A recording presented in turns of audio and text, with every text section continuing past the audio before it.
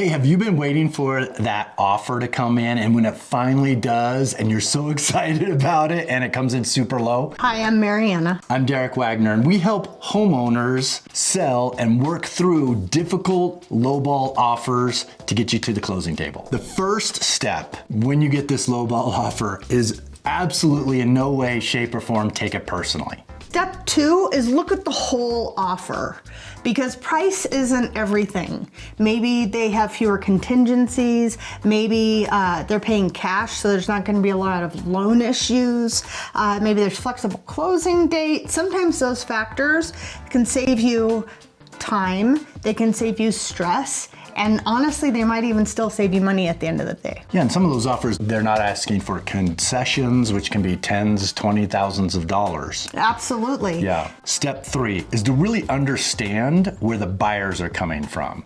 Now, there's two types of properties on the market right now. There's a type that is waiting for a buyer, and then there's buyers waiting for a home. So when a buyer goes out into the market, they look at all of the available properties, and they don't find something, they're now just waiting for the next home to hit the market. So as they see your home hit the market, they may think it's overpriced, they may think it's priced correctly, but if they think it's a bit overpriced, they're going to wait. And the reason why is 48% of all homes in the MLS, in the Pikes Peak MLS, in the month of May, took a price reduction. So what buyers are seeing, they're seeing price reduction after price reduction after price reduction. And this hits their email, just like everybody, just like yourself that's on a home search. You know, they're seeing all of these. And most homes have a 2.5% price reduction before they're on a consideration list for a buyer. Totally makes sense. And you know, honestly, that's what's gonna trigger a lowball offer too. If they don't feel like your home is on the same trajectory as the other homes they're looking at,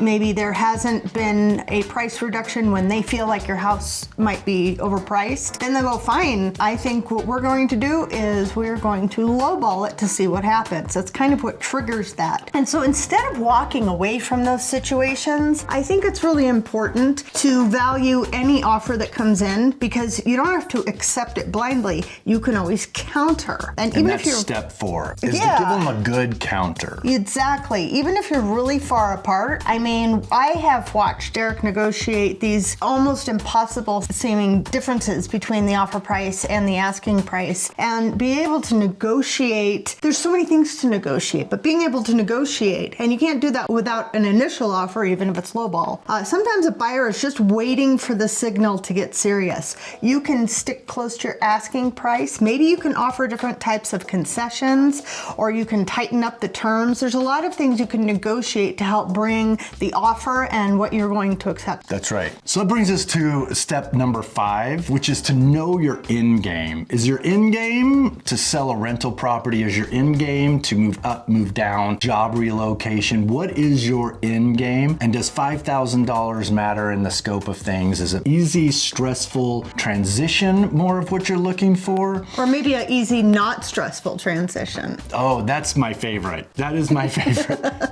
Selling for the least amount of money with the most amount of stress is my favorite part of the deal.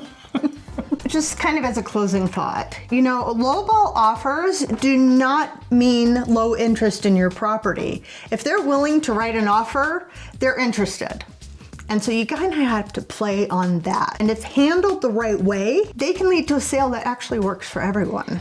Yeah, there's a lot of times when we get lowball offers, and then, you know, we find what's important to the buyer, what's important for the seller, and we refinesse that offer into a win-win for everybody. So the sellers can move on to whatever their next goal is, and the buyers can move into their next stage of their life. So there's your 5 steps for dealing with a lowball offer. Thank you for watching. Please like and share. Happy house hunting.